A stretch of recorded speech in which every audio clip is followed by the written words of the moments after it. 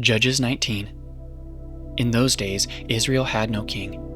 Now a Levite who lived in a remote area in the hill country of Ephraim took a concubine from Bethlehem in Judah, but she was unfaithful to him. She left him and went back to her parents' home in Bethlehem, Judah.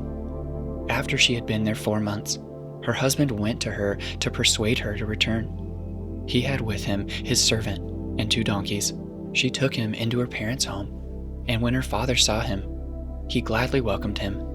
His father-in-law, the woman's father, prevailed on him to stay, so he remained with him 3 days, eating and drinking and sleeping there. On the 4th day, they got up early, and he prepared to leave. But the woman's father said to his son-in-law, "Refresh yourself with something to eat, then you can go."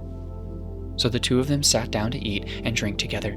Afterward, the woman's father said, "Please stay tonight and enjoy yourself."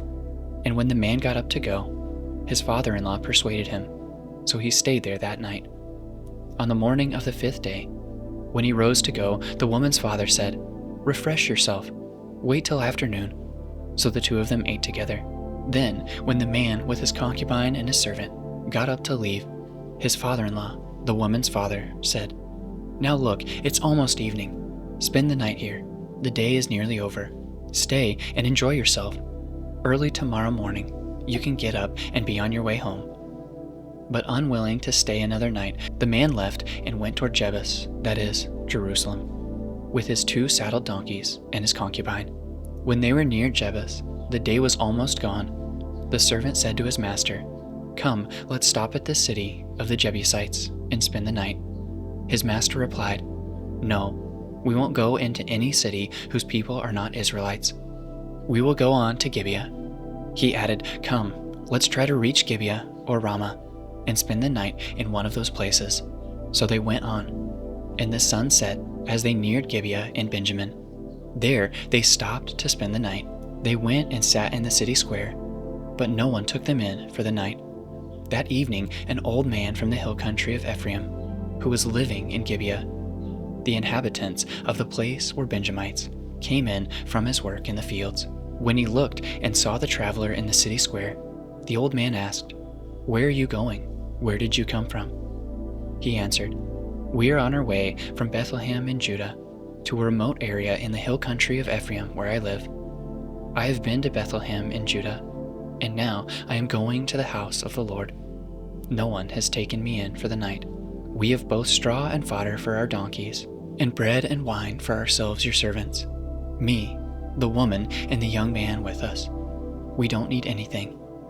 "You are welcome at my house," the old man said. "Let me supply whatever you need. Only don't spend a night in the square." So he took him into his house and fed his donkeys. After they had washed their feet, they had something to eat and drink. While they were enjoying themselves, some of the wicked men in the city surrounded the house. Pounding on the door, they shouted to the old man who owned the house, "Bring out the man who came into your house, so we can have sex with him." The owner of the house went outside and said to them, "No, my friends, don't be so vile. Since this man is my guest, don't do this outrageous thing. Look, here is my virgin daughter and his concubine. I will bring them out to you now, and you can use them and do to them whatever you wish. But as for this man, don't do such an outrageous thing." But the men would not listen to him. So the man took his concubine and sent her outside to them, and they raped her and abused her throughout the night, and at dawn they let her go. At daybreak, the woman went back to the house where her master was staying, fell down at the door, and lay there until daylight. When her master got up in the morning and opened the door of the house and stepped out to continue on his way, there lay his concubine, fallen in the doorway of the house, with her hands on the threshold. He said to her, "Get up, let's go." But there was no answer. Then the man put her on his donkey and set out for home. When he reached home, he took a knife and cut up his concubine, limb by limb, into 12 parts, and sent them into all the areas of Israel. Everyone who saw it was saying to one another, "Such a thing has never been seen or done, not since the day the Israelites came up out of Egypt.